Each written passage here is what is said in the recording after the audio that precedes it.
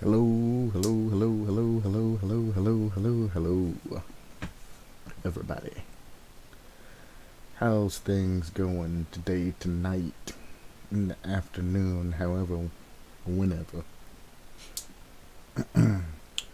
Let's get on with some Dead by Daylight reviews.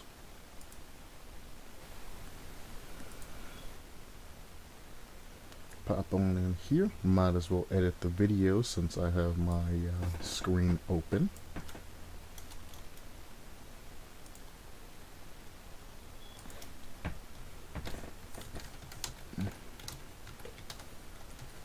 Heck yeah, let's go. For obvious reasons,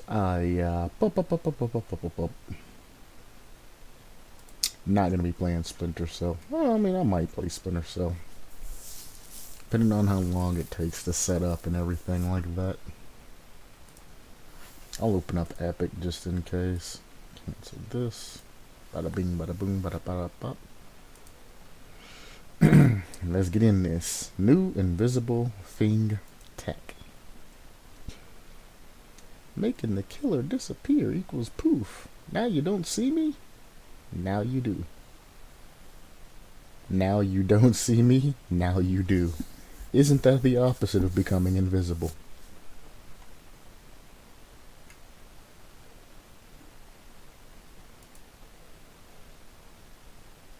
I think it's supposed to be now you see me, now you don't. Funny. Mimi. Mimi. It's a direct video. It's not going to take me anywhere.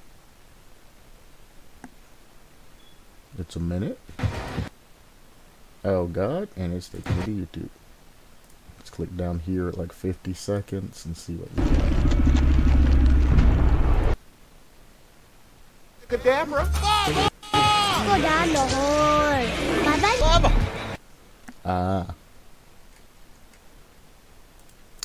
Spin Tech and Crotus Asylum right down the hole. A lot of people's been doing that recently after that guy made those YouTube videos of it. Taking a hit or dodging a hit and then sending the killer down the hole. That's what you get for lunging at the hole, killers. If you do a basic attack while they're standing there, because if they're standing there, that means they're probably not going to run. Or if they do run, they're going to get staggered if they don't have balanced landing, and that's a free hit. In either of the situations, you just want to walk up to the survivor and do a basic attack. If you walk up to him and then lunge, you're just leading yourself to that fate that lies below. Alright, I forgot what I clicked on. Shadow Killer. Let's see what the Shadow Killer does. The mist awaits in silence for a perfect opportunity to strike. The shadows would tear their sockets from their eyes and bring an endless darkness throughout the realms. Who is this mysterious killer? No one knows. But you shall never step away from the light.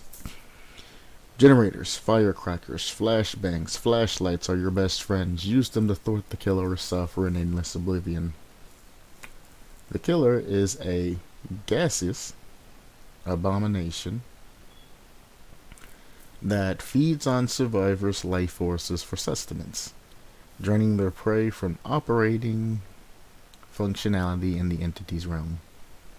If survivors stand in the dark for too long, they will eventually suffer from blindness, impaired vision, oblivious, and madness effects if they're not standing in the light source, ultimately weakening them. The realm is darker than normal for survivors, but the mist is no problem seeing in the darkness.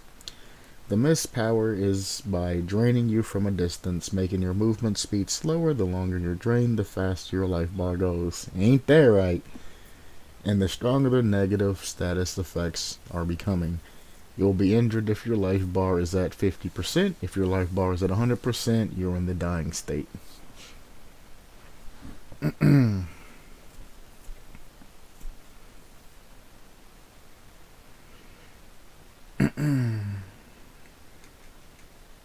Made by The Unseen.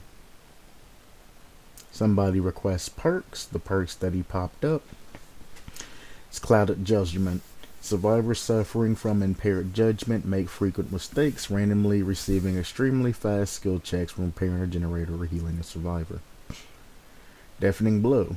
When within killer's terror radius, your screaming will decrease over time until it reaches 50%. Over time, you will regain your hearing once outside the killer's terror radius for 5 seconds. Interesting. Siphoning strength. Your attack weakens your prey, making them exhausted for 30 seconds after being injured. If a survivor used their exhausted perk, increase the exhaust duration by 30 seconds.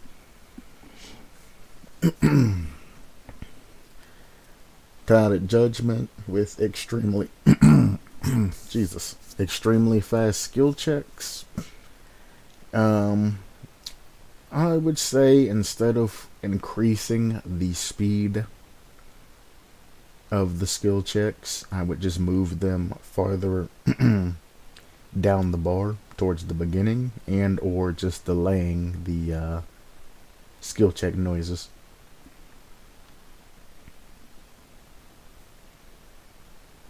But I would just make it somewhere between, halfway the bar. Skill checks always appear on the right side of the bar towards the beginning. It would save you a lot of programming, a lot of finessing, things like that.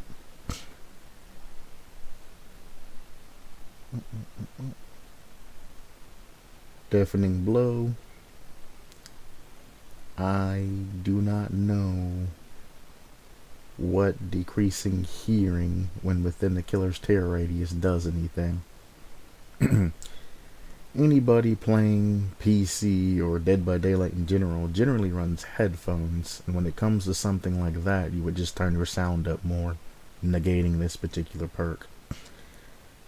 It'd be great for console players and things like that, but when it comes to PC or any type of console player or anybody using headphones in general, as previously stated, neutralizes this perk. Siphoning strength. I mean, everybody's gonna know what I say about it. If you're injuring a survivor and giving them their initial speed boost and things like that, giving them the exhausted status effect for 30 seconds is generally enough time for you to catch them and then down them again. If you're going to run a perk like this, you need to add some sort of negative or some sort of counterbalance for this perk, or it becomes way too OP. If I could hit a survivor and they not be able to dead hard me or do any type of perks for 30 seconds, that's an easy down. The only thing they can do is use that speed boost to get to a another tile piece and try to juke you out and run you through it. Extremely hard to do for 30 seconds when you don't have dead hard to kind of bait killer, so you can't really take that many risks. Very difficult, very high skill plays is what you are forcing upon survivors. I definitely... Siphoning strength has a good hard on it, except for, if a survivor used their exhausted perk, it increases it by 30 seconds. If they use their exhausted, or the perk that exhausts them, generally the cooldown's like 45 to 60 seconds. They don't need to wait an additional 30 seconds.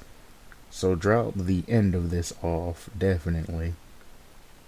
And then balance this particular perk, siphoning strength, and you might have a winner.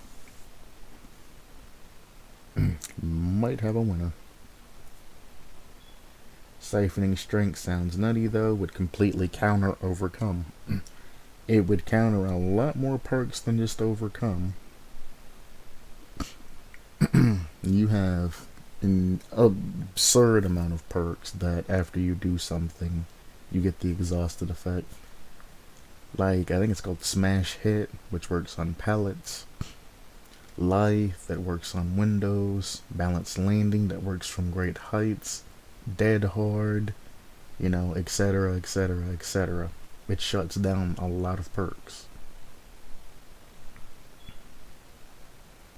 This guy's somewhat there, that it should be like a hex perk. I don't agree that it needs to go as far as a hex perk, but it definitely needs something added to it. I've been thinking the third seal should also inflict exhausted. The third seal? There's nothing there called the third seal. This guy's just weird. Now he's quoting something from another forum way back when.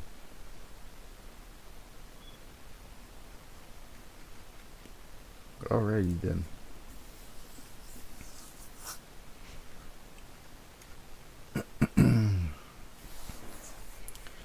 Weeping Angel Killer. A lot of people, all the way since the game has come out, have been harping about a Weeping Angel Killer. And we've all came to the same verdict at the end. Because some people tried to put, Peanut from the SCP. Some people tried to incorporate a Slender Man type style. Some other people try to do a Weeping Angel. I mean, there's been all kinds of variants. But at the end of the day, it can't be incorporated into Dead by Daylight. I'll click on the concept and see what they gotta say, but it can't be incorporated because survivors are in third person. 2, survivors can do the ultra widescreen cheat. I'm going to call it a cheat in this case because it's not allowed. It breaks TOS. The ultra widescreen cheat to see over walls and things like that. They're in third person, etc., etc. So the only other thing you could do is try to make it like Ghostface, and if you're perfectly centered on them, they can't move. But again, the problem comes with that is all they have to do is just center you, and then everybody can do generators, and there's nothing you can do in this concept. Because Weeping Angels, when you don't look at them, they move. When you look at them, they don't. So as long as one survivor continues to look at you, they can sit their controller down, maybe make a sandwich, whatever. There's nothing you can do. And you're stuck there the entire game. But let's click on this concept and see what's up.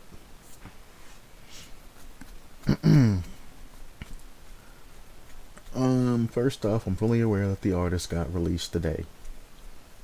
I don't know what's with the kind of nudie opening statement. You're gonna throw a lot of people off of your concept by opening up something like this.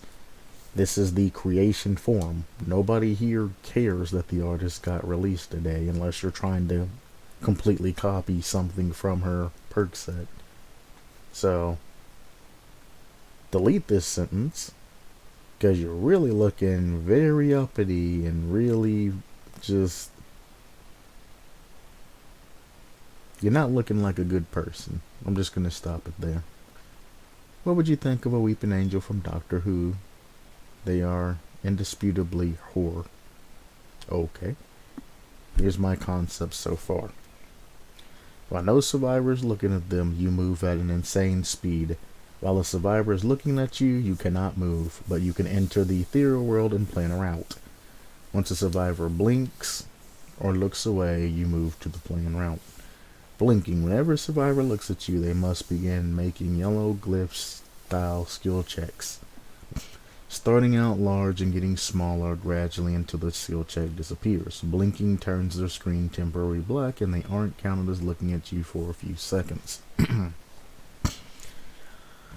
Again, you're still going to have the main problem. Making them blink like an SCP, well, it works in SCP because you have to open up doors, do objectives, things like that, and you have to continuously move, and there is a large amount of enemies chasing you at one time.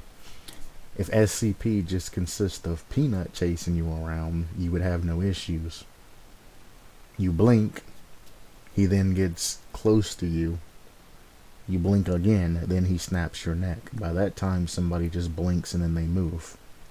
The problem you're going to have with this particular problem is you have to plan a route, because this insane speed that you're talking about, nobody's going to be able to actually control this insane speed. So if you try to leave it in the player's hand when they're zipping around and things like that, they're not going to be able to actually get in the tiles or get in the generators and stuff to go after survivors. And that's the problem. It's a planned route. So if a survivor, let's say, looks at you and then backs away, or they can run away and just look back at you the entire time. Every time you blink, you're going to get closer to them, but you're never going to find them. They're going to keep their eyes on you at all times. And God help you if you have more than one survivor looking at you. Then it becomes the SCP-173 problem, where one person blinks, the other person then looks at you. That person blinks, the other person looks at you. That keeps you stuck. Perpetually, forever.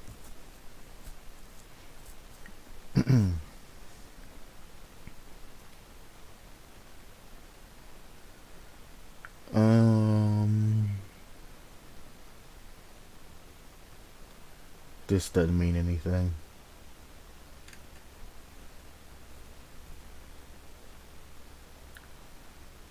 Honestly, I think this would be an extremely big breath of fresh life into the game, but only if this concept is applied. The mechanics of having to look at a killer is very interesting while facing immediate danger when they're not in sight. Without proper mechanics put in place, however, the only worry goes into survivor heavily abusing the mechanic and basically taking the killer hostage, also making sure the killer isn't too blindingly powerful when out of sight. Another note would be that if it may or may not disregard regular game mechanics, but technically nurse, and now the artists already do that. That's not even the main problem. I mean, taking the killer hostage that's the main problem. It takes 2 hits to down a survivor. So that's one of the issues. So you're going to have to make it as soon as they touch you, or as soon as they touch the survivor has to go down immediately. Because if the survivor does not go down as soon as they're hit, the survivor's just going to look at them. They're going to be injured, and they're just going to stay with them while they're walking away.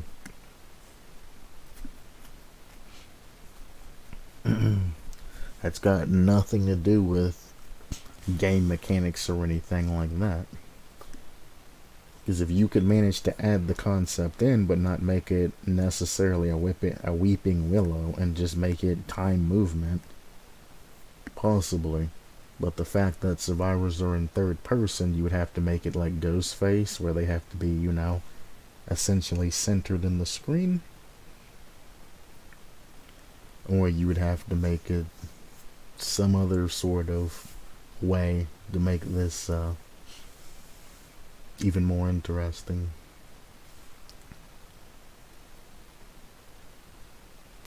Part of her power should make it so the screen slowly closes in black every once in a while. It's already been added. This is a concept I made back in 2018. It's not even just your concept. I do remember your name, Mr. Twixt. I actually do. But there are a lot of concepts from the game since the game's been made all the way up to now. There are a lot of concepts that involve weeping willows.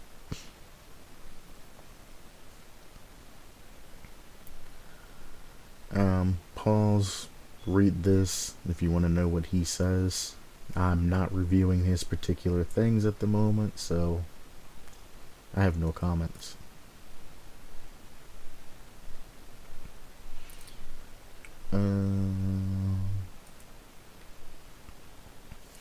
True Beast of Terror by this guy, Internety.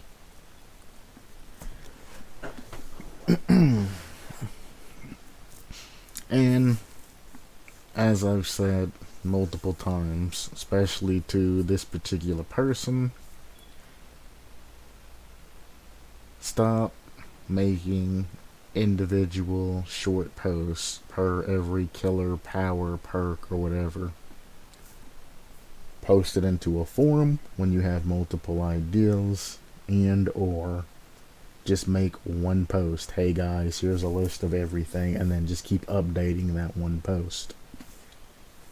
See, this guy in particular has the problem of posting and posting and posting and posting and posting. Anything that pops into his mind, he immediately comes on and posts. And every post ends up being, I mean, this is one of his longer posts. Generally, it's about half of this. So this is one of his longer ones. But yeah, he generally has a lot of posts that are like 2 sentences explaining what the killer powers are and things like that, or what a killer's perks are, or anything like that. Sometimes they're split. He'll tell a power in one form post, and then he'll tell the perks in another post when he thinks of them. You need to consolidate everything into one post so you're not just flooding everything with half-baked ideas. I'll go over it anyway, but this guy pops up a lot. I can't tell you how many posts of his that I've just skipped outright because he's always posting something here or there. Alright, Wendigo. Killer power, Marked of the Dam. Wendigo I've already looked at before, by the way. The killer has the power to mark his victims of its rampage. The mark is given to those that are either down or put into the dying state by the Wendigo. The mark removes the survivor's sense of morality and brings them one step closer to the entity's base.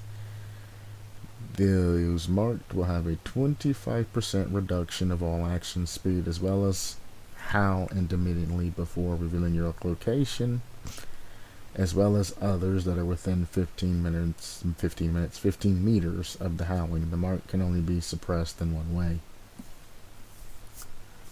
The way that it can be suppressed is to give in the bloodlust and inflict it on somebody else by injuring another survivor. You pass the curse onto them, where they are then cursed and cannot pass it back to the originator. Being under the mark allows one to see the auras of all other survivors within a 40-meter range. Also, after being inflected by the mark for 2 minutes and 30 seconds, not 2 30 minutes, 2 minutes and 30 seconds, will, however, cause the survivor to die due to the stress and toll it took on their body. Again, half-baked post. No real thought or effort or anything is put into this. This just popped into this individual's mind and then they slammed it into the forum. Obviously, all of this is going to have to be redone, redefined. Actually, just delete it. Just delete this post off the forum. Save me time of having to review and go over all of your garbage posts at this point. As I said, I'm getting meaner and meaner by the day, but I honestly am starting to stop caring because, again, this is the 3rd day in a row I've said this. People are posting just garbage.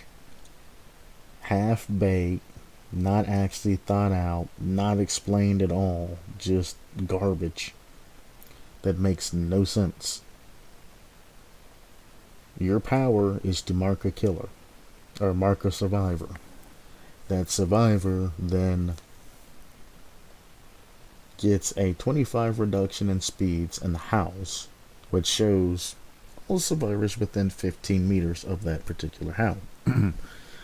You have to find another survivor and injure them, passing the mark onto said survivor. And if they go 2 minutes and 30 seconds without doing anything, they die.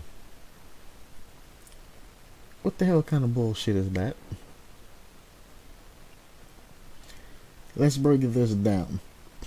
For survivors to technically do 5 generators, it's going to take at least 2 iterations. So it's going to take at least 160 seconds plus travel time. So let's say at the longest 200 seconds. 200 seconds is 3 minutes and 20 seconds or something like that. Yeah, like a little bit over that. But the survivor that is infected in all of that has 2 minutes and 30 seconds. So what's going to happen is the particular survivor that's infected is going to be able to see the auras of all the generators his survivor buddies are working on. And he's going to be the one that particularly is in chase with killer. If the survivor goes down or gets hooked, obviously the timer's going to stop. So essentially, the first person the killer sees, they're going to mark, and then that person's just going to run the killer. Making sure to essentially, you're going to run them till you go down eventually. By that time, generally the generators are going to pop, whatnot, whatever. Killer's going to go after the other survivors. This survivor is going to be pulled off from the hook. And then he's going to immediately inflict that status effect upon the other survivor who they rescue. They're then either both going to heal or one's going to heal. If the killer comes back, you'll get one heal, and if the killer doesn't go back and they enter another chase, then you're going to get a double heal. And they're going to go off in different directions to work on other generators.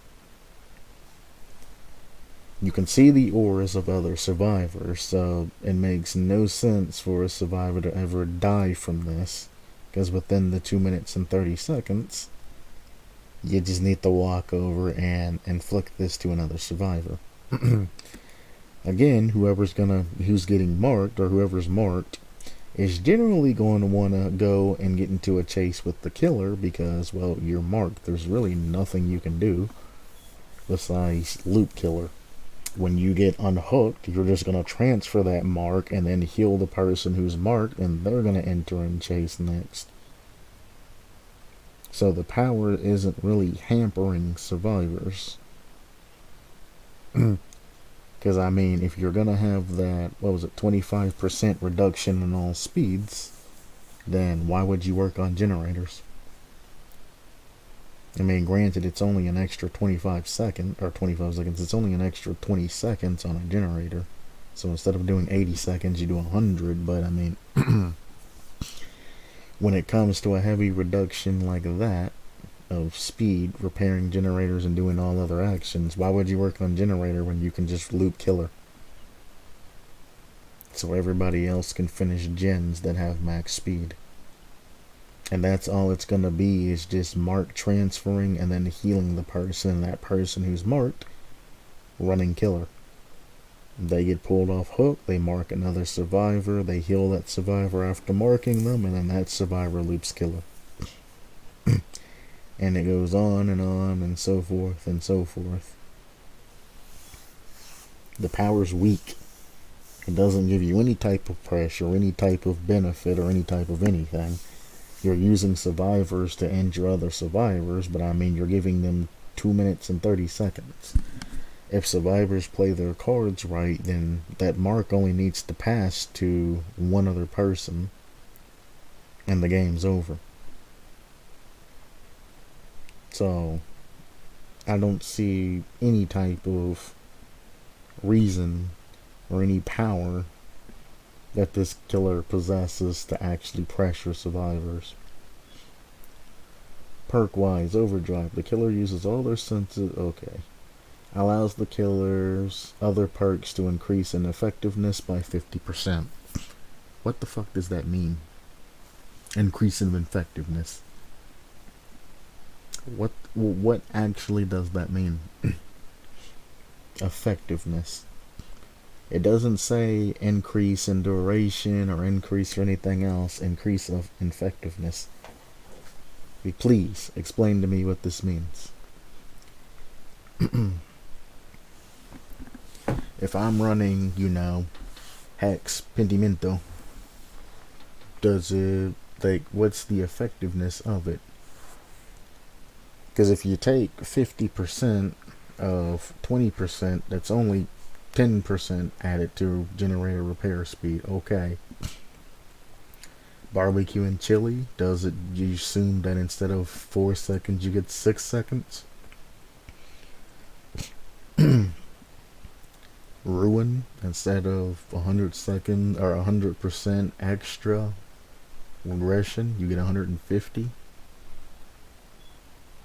I mean, what is your effectiveness? Because duration and effectiveness is different things.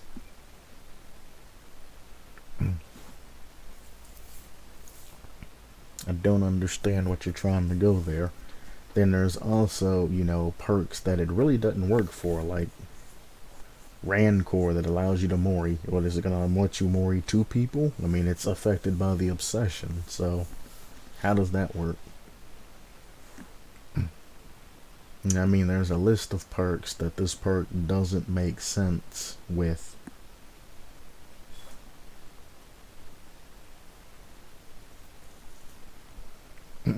It's too generic of a perk to add to the game, is what I'm essentially saying. You're essentially just saying, oh, well, this perk makes all killer's perks 50% better. Okay. Betrayal. The killer system, yeah. The speed of cooperative actions are reduced by 50%. Well, I don't want to burst your bubble, but cooperative actions are only it adds an extra 25% efficiency to anything, and you're taking 50% of that 25% efficiency. So 2 survivors working on a generator, it'll be going at a 120 or 112.5% speed now, instead of 125% speed.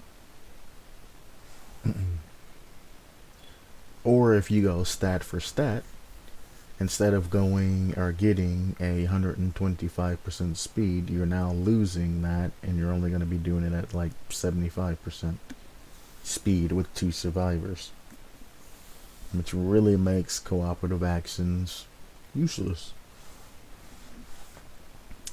Obviously, it's a very, very weak perk because it relies on cooperative actions with boons that affect healing and things like that, and the fact that no more than 1 survivor should be working on a gen at any time unless it's a 3-gen situation.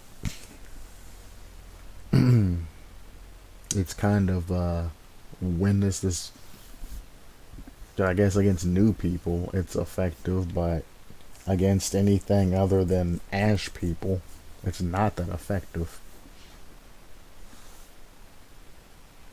Running this perk is going to literally cost you time, because 2 people are going to work on a gen, they're going to see that this perk's active, and then they're going to say, well, okay, I'm going to find me another gen to work on. Now, instead of having 2 survivors working on 1 gen at 125%, efficiency, you have 2 survivors working on separate gens, which technically would give you a 200% efficiency. So it actually has a very big negative of forcing survivors not to work together on generators. If you want to get any use of this, you should actually almost reverse everything because it's betrayal. Cooperative actions is not betrayal. You should be punishing survivors for not doing cooperative actions, and when they do cooperative actions, boost their speed in those, while not doing cooperative actions hamper their speed. So you have another gen healing, totems, all of that perk that's decent and actually hampers survivors for not working with other survivors. You obviously have to rebalance this after switching this around, but it's the only thing that logically makes sense. If not, you're just hurting yourself running this. Hexagenesis. Totems that are blessed will only remain blessed for 60 seconds, and after the blessing is removed, then they are blocked for 30 seconds. And if no survivors running any type of boon perks, this perk now becomes absolutely positively useless. 1, don't double scale time, and don't double scale how long it's blocked. Keep it uniform on one or the other.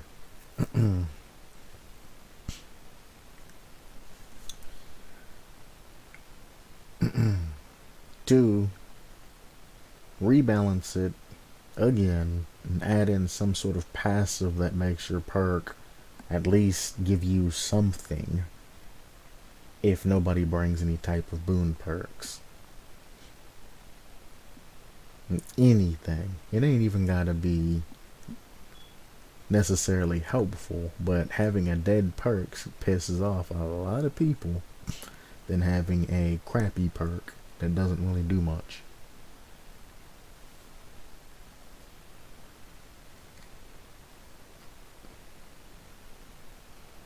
Yep, so you want survivors to become even more greedy and even injure others. Sounds fun, but have a serious flaw. SWF can just wait out till the very end of the curse timer to pass it. It's not even SWF. Anybody can. You see the auras of the other survivors. They're not gonna run away from you when you walk up to them to pass that shit like a baton. Game does not end in 4 minutes, but the usability of the power is probably around twice a trial. If you get in games ending in 4 minutes, you're gen rushing the crap out of killers, and killers ain't doing anything properly. 4 minutes. Jesus Christ. It's 4 minutes is 6, 12, 18, 240 seconds. 240 seconds you're saying that an average game of Dead by Daylight ends. One, you're full of shit. Because one generator iteration's 80 seconds. Second generation iteration is another 80 seconds, making that 160. That gives you 80 seconds by your book to run around, find another gen after you complete another gen, get to the exit doors, open the exit doors, and for everybody to escape.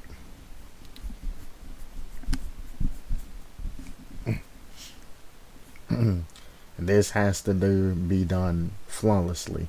So one person has to take the killer, and they have to run the killer the entire game. Because if they go down, your times don't add up. Because now you got 2 survivors not doing anything and 2 survivors working on gens. You're losing efficiency. So one person would have to run the killer the entire game and never go down in order to get that done in 4 minutes. You are absolutely full of shit, guy.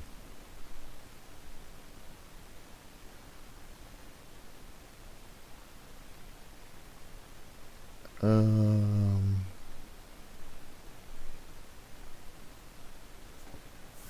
if they become greedy, that's on them. It's either self-sacrifice or given to the sin of greed, not with some of the other slowdown perks in the game. Besides that, yeah, they can't be running any slowdown perks either, or that's gone. Besides, that would leave one person either not doing anything or being very slow. Also, the time is 230 total and accumulates all the time the survivor was marked, meaning if they get remarked or try that tactic, then it will kill them eventually. Although I see your point in this counter, so how about a little twist that's never been done before as an incentive to remove? You lose 50 blood points for each second you're under the new ranking system, boy.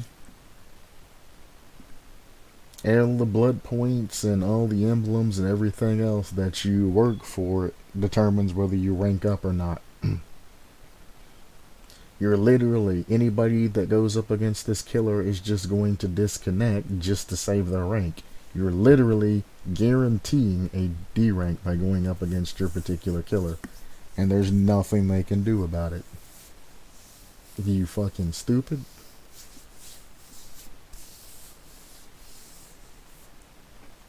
Besides that person, or that one person would be either not doing anything or being very slow.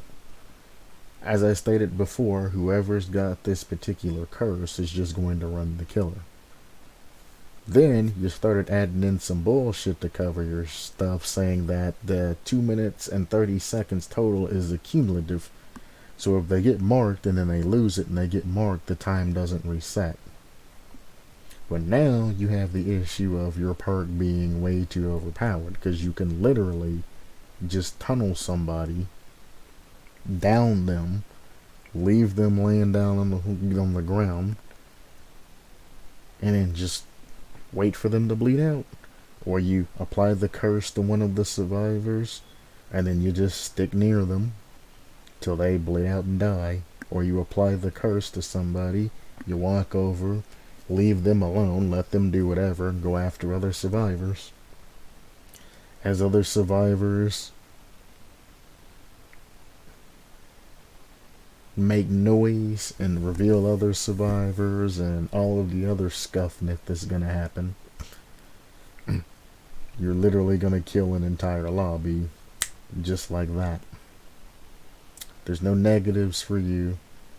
There's no cooldowns, there's no nothing. You're literally just bullshitting and writing a script as people say, hey, your idea's flawed. Well, my idea's flawed, here's a direct counter to that. That's not good design. You need to go back to the drawing board.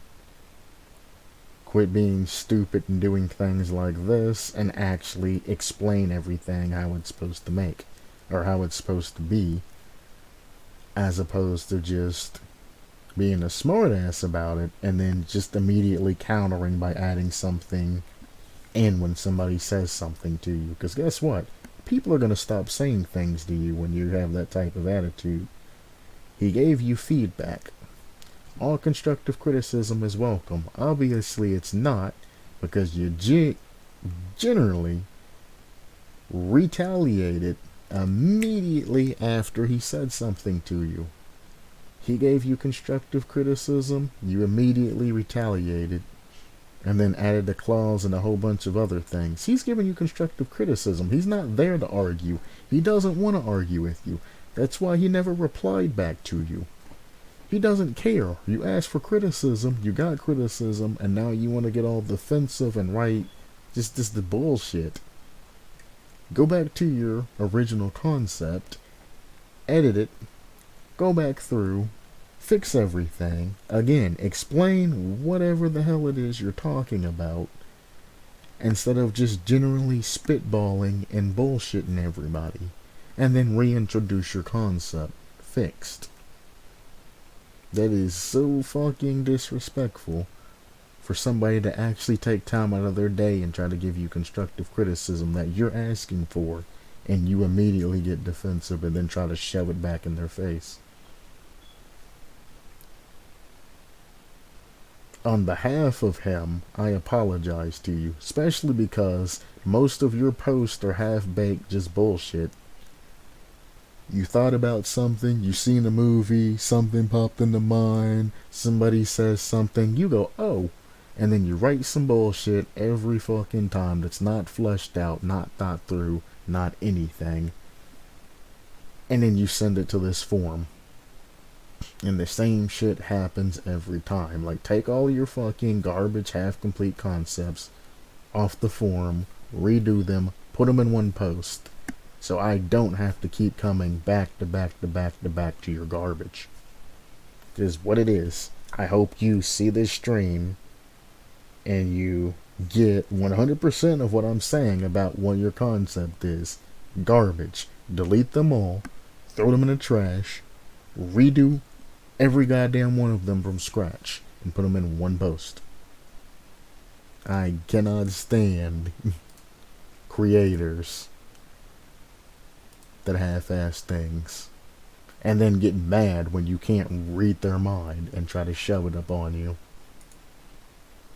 That brings me back old memories to whatever guy's concept I did, who asked for criticism.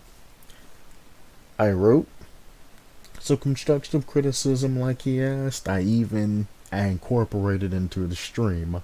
I spent an hour and a half doing a concept for him. For him to just turn around and insult me personally,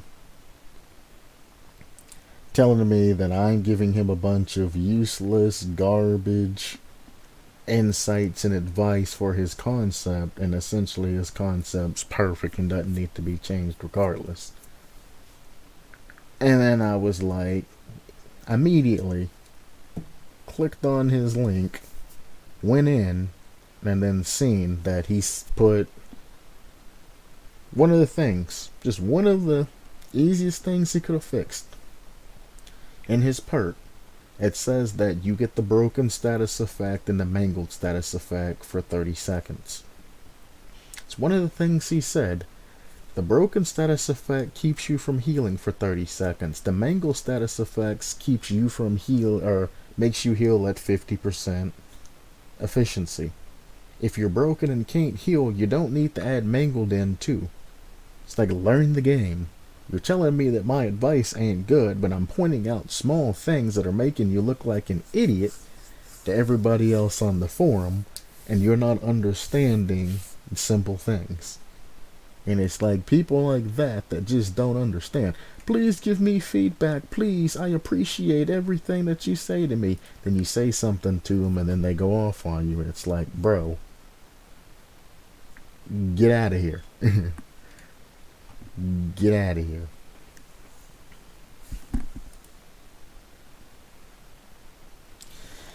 Anyway, Ghost Adventures, Zach Baggins. This seems like this might be some sort of licensed survivor or something of that sort. Is that what I'm getting? I don't know. Whenever you have the killer in your sights, all survivors are revealed the killer's aura for 3 seconds. We want answers. Has a cooldown of 100 seconds. So every 100 seconds you can reveal the killer's aura for 3 seconds. Or hear me out here. Hear me out. How's about you run a key with the add-on that allows you to see the killer's aura if you're within, what is like 32 meters or something like that? What about that?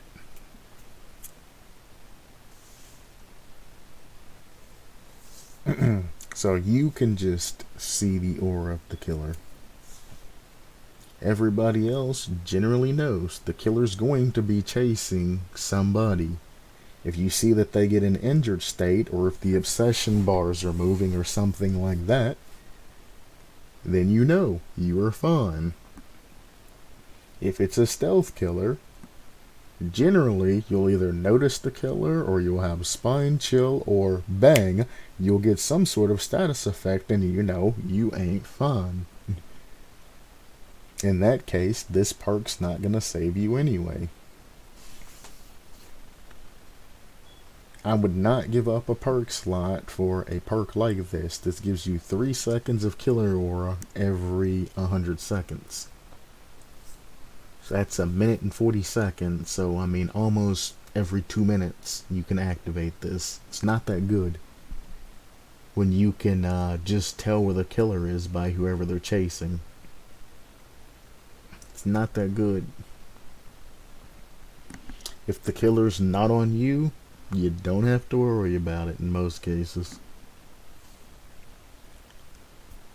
After successfully landing a pallet stun, the stun will last 1 second longer. Stop running has a cooldown of 30 seconds.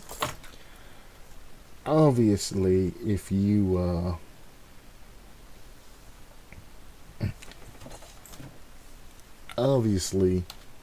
if you're going to make something like a slam or something like that that requires power, you're going to have to add some sort of an exhaustion status effect, because you are extending a stun duration timer of the killer. So there's probably going to need to be an exhaustion status effect. 2, you're going to have a way higher cooldown. Way higher cooldown. It's going to cause a lot of problems and a lot of issues.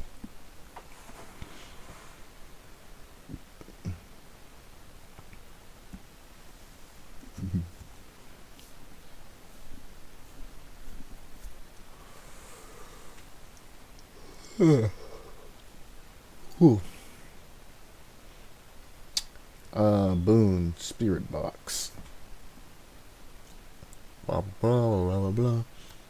All movement sounds generated by the killer within the boon totem or area are amplified by 100% for the survivors. That makes no sense. All movement sounds, I mean, it makes sense, but it makes no sense because killer has tear radius. Killer has red stain. And if it's an undetectable killer and things like that, they generally make no sound because they are stealth killers. So, not understanding that one.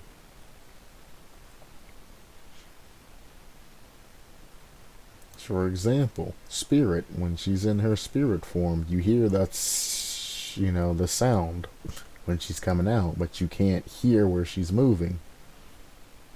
Ghostface, I'm pretty sure, is silent for the most part. There might be footsteps or anything like that, but it's very, very, very, very quiet if there are some. You will not hear Ghostface sneaking up on you, even with plus 100% sound, if he even makes sound. Michael Myers, you can literally hear the breathing if he's near you. He breathes very loud. You just have to listen for it. Those that don't know how to deal with Scratch Mirror, you can literally hear him breathing if he's around the corner. Just listen. Stop panicking. Stop screaming. Use your ears.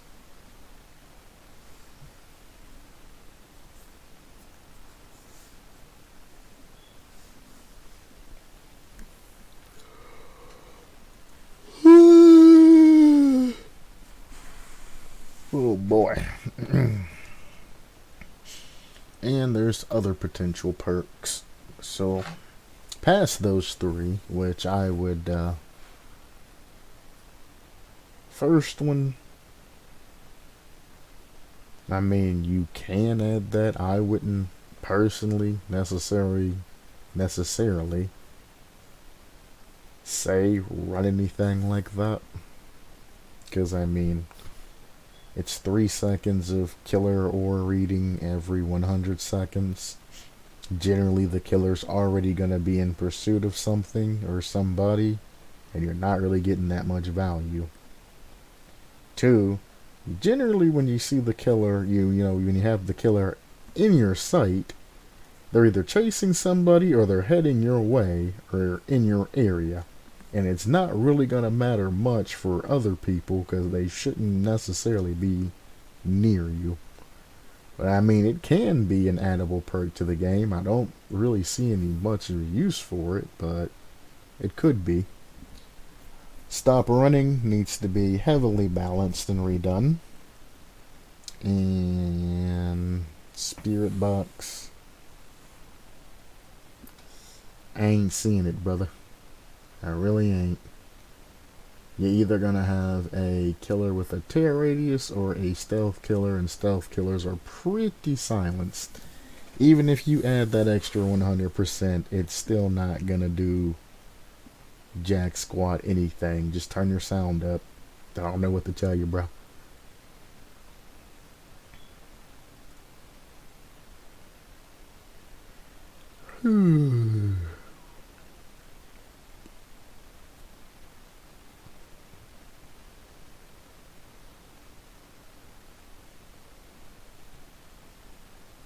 I got a message.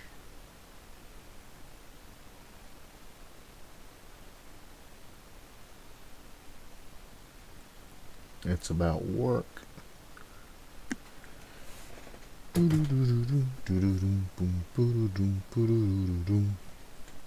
Alright, lockdown. Oh, I gotta do the bank today in Splinter Cell. After ending the injured state, any pallet thrown or vault you take during a chase will be blocked by the entity, preventing only the killer from breaking the pallet or vaulting the window for 8 seconds. Lockdown has a cooldown of 60 seconds once activated. Do I even need to say anything? After entering the injured state. So, as long as you stay in the injured state, any pallet thrown or vault you take during the chase, essentially the killer can't use, can't break, can't vault. Do you see how absolutely moronic this is? Do you even play the game, son? Yup, as long as I stay injured, killer can't do anything. And it's for 8 seconds. Cool.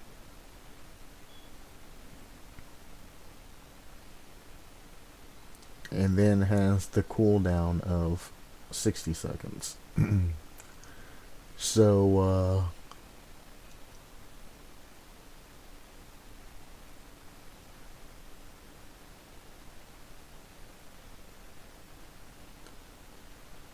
I mean, there really ain't much to say. You're gonna throw a god pallet down, obviously, every time with this perk, and the killer's gonna have to walk around. They're gonna stumble with it for a second till they notice what the perk is, then they're gonna walk around it.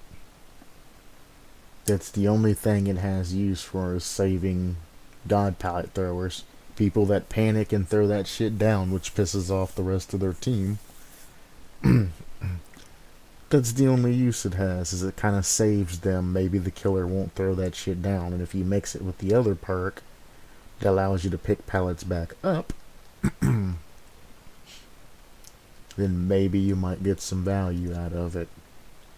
As of now, well, it's heavily unfair to the killer, and it's absolute garbage. 60 seconds between activations. And then, if you throw a god pallet down, killer can't break the pallet and continue to pursue you. So if you throw a kill shack pallet, killer's just fucked. They can't break the pallet and continue after you. They have to either jump out the window if you go that way, or walk all the way outside and then re-chase you. If you throw any god pallets, the killer can no longer pursue you, because it's going to take too long to go around, or you're just going to double hop pallet and go back to another tower you've already went to. It's like, bro, have you even considered the other side of the equation when you made these?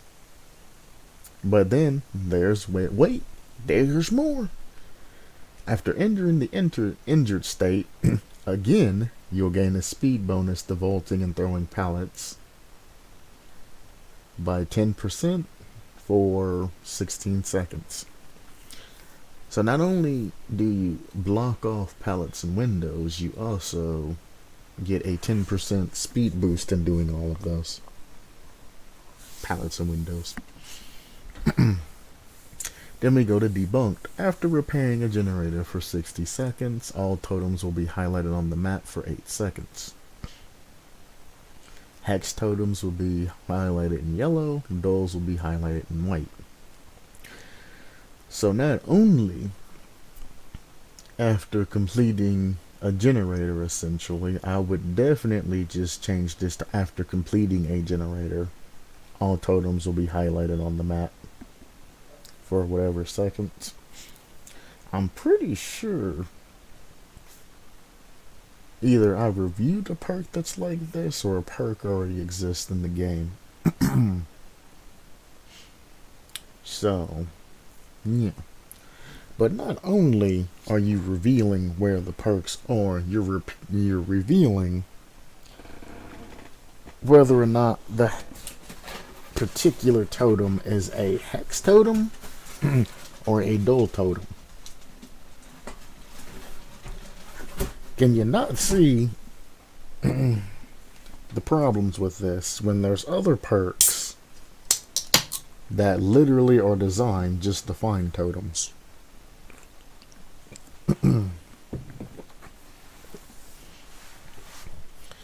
Boom, SLS camera.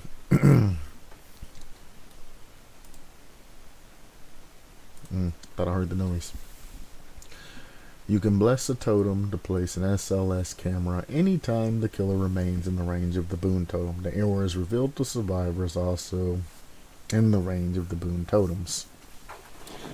What is wrong with you in aura reveals? Stop.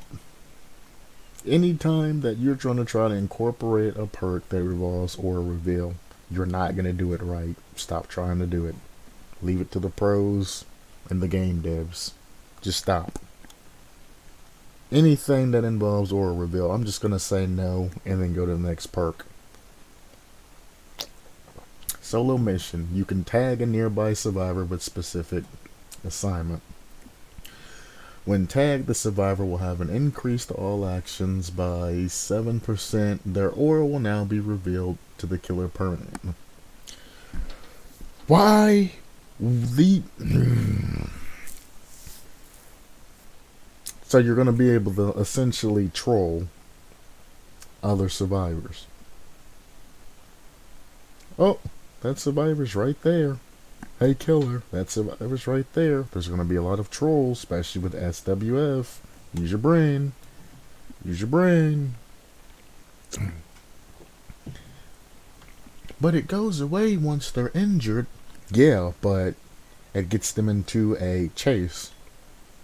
If survivor, especially SWF or anybody else, feels like trolling, they'll just unhook somebody and then tag them. That person will be injured, their aura will be permanently revealed to the killer, and they'll just be redowned.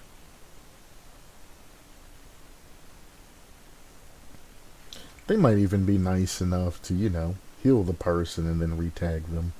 But it doesn't matter in this particular situation. It's literally a troll perk. For a 7% increase of actions, you have to be exposed to the killer.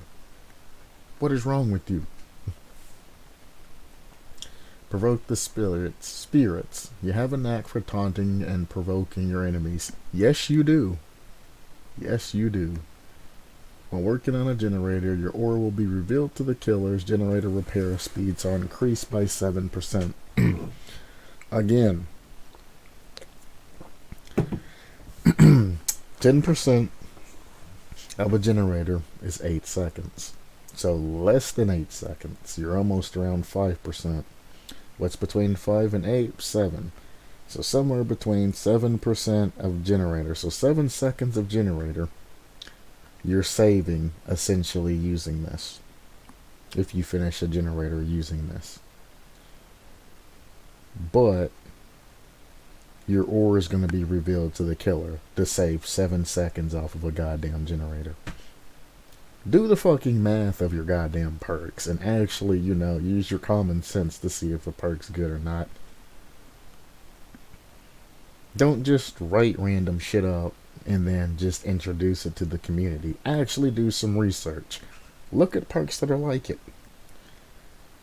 Whole form full of perks. Again, Control F to pull up the find thing and then type in a keyword of what you're looking for.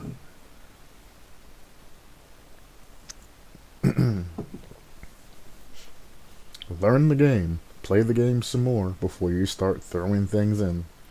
Sad thing is, get me out of here. These guys up 67 posts and still putting out things like that. Proofread. Think about it. Think if it's mediocre. Think if it's OP. Think if it's a little weak. Don't just look at it, write it, and then let it sit. Keep going over it. Keep reading it to yourself. Think about incorporating it into the game if you would want to play with it or play against it. Incorporate it into different builds on different survivors or different killers depending on what kind of perk it is, and see if it doesn't make that particular killer super OP or not. Take the time to get an actual balance of things and don't just throw out an idea.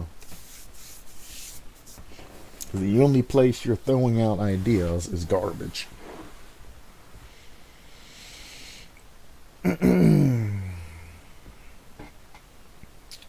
So, really cool concept. We want answers, and Boone are incredibly interesting. However, Stop Running is not only an absurdly popular and generic idea, but it's just a bad one. And then he says some other bullshit, and I'm not even going to go over it because you're posting in somebody else's post.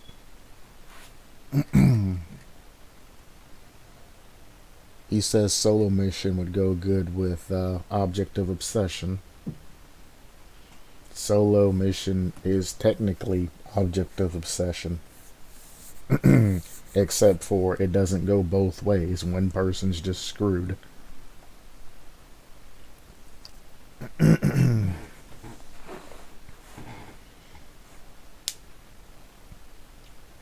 Anyway.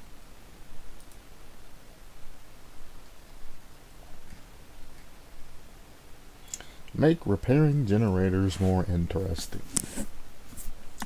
People have been saying this for a long time. Yep. How come I knew he was gonna bring up a whole bunch of different mini games and a whole bunch of other things like that? I'm just gonna ask you the obvious thing when you're trying to make gens more interesting.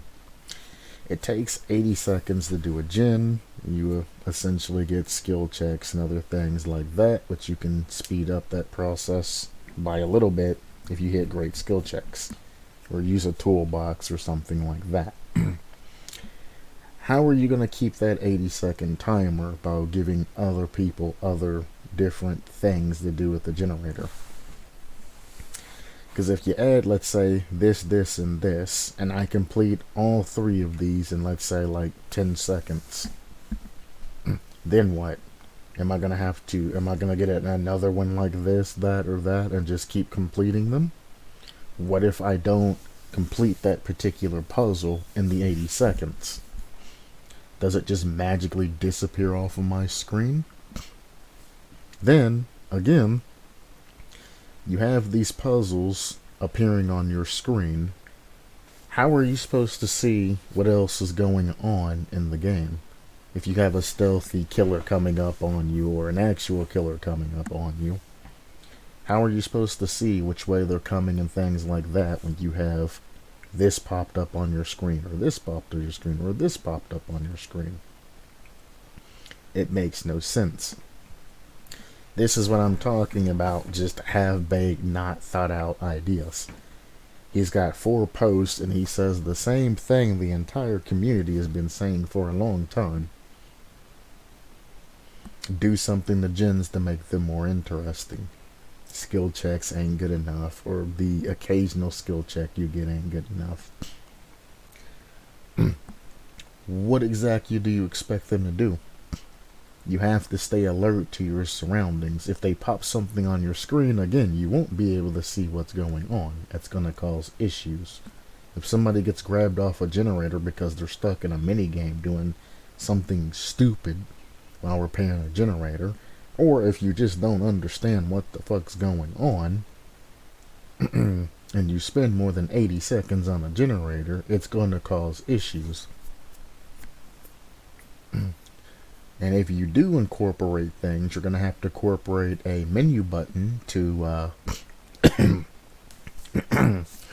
turn mini games off.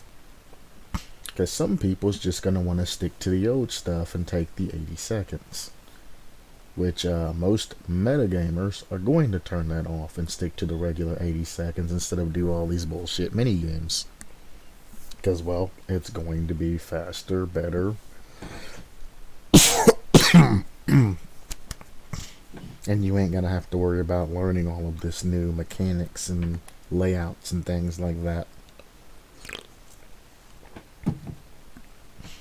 Then you run into the problem of templates. Every single one of these gear games, you're gonna have to have different templates. If you don't have different templates, as soon as this gear set pops up, people are gonna go boom, boom, boom, it's gonna be done. The speed of light. And then it's going to be requiring balancing and a whole bunch of other things over and over and over and over. It's going to be pesky balancing. Same thing with this. You're going to have to use a whole bunch of different types of templates, and they're all going to have to be random. This too. So, this in particular, you're not going to be able to get that many different combinations. Let's see, there's 3, looks like 3, 4, 5, 6, 7, 8, 9, 10, 11, 12, 13, 14. 14 to 15 holes there. Which will give you, what, somewhere around like, if they do every single combination, because the way this goes is this is just a transfer of power from one to the other. This gear turns, turning this gear, gear goes here, turns here, this goes through that turns this. You have 15 different holes. You're going to probably have somewhere around the lines of like 27 different combinations. And that's if you extend this out and you go like around here. But then the drive gear's here, and then you go here, the drive gear's here, and you go here. That's using short combination, long combinations, medium combinations, things like that. Like every different type of combination. Including just the drive gear just being in the right spot and it completing itself.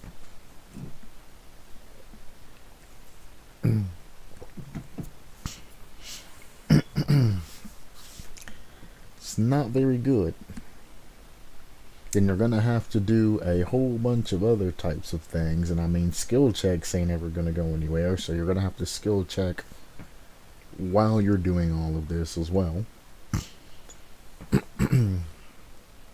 It's like, how are you gonna incorporate all of this but without interrupting the player experience?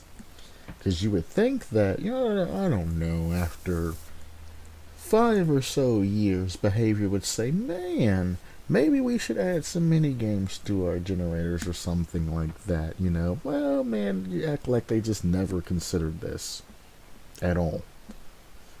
Not in the 5 years of game development or any of that. Nope, they never once considered changing up gens or anything like that. Well, they obviously looked at it, guy. You're not the first one to say anything about this. You're not going to be the last one to say anything about this.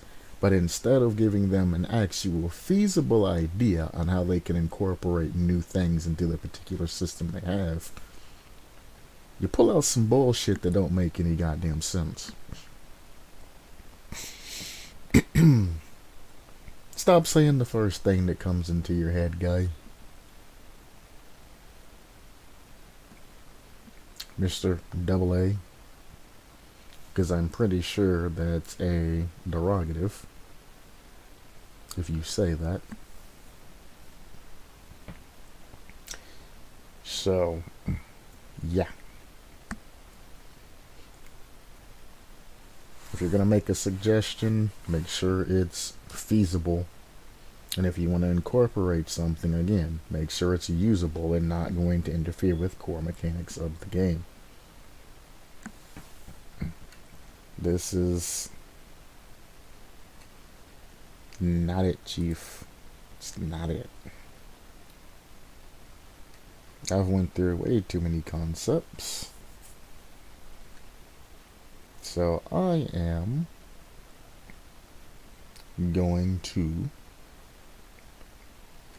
end that for the day.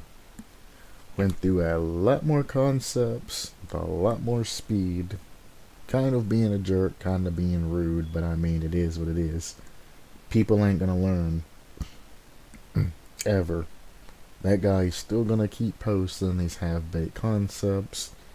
Other guy's gonna keep posting problems that he thinks he's having about generators and things like that, and he's never gonna understand till somebody just blatantly tells him or gives him his own theory. You want to add those in? How are you going to add those in? Well, I don't know. Doing so and so and so and so. Well, and how are you going to actually see the killer coming up on you? Like, no, you're not. GG, no re, next concept. This said, make your things that you want to suggest feasible, usable, and can be incorporated into the game without any significant amount of coding or programming or anything like that.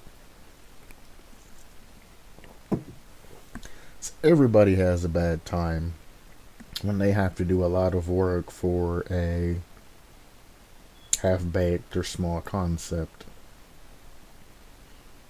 You just don't work. And some of these things, I'm just like, how did you even come to this conclusion? How did you even think this was going to work at the end of it?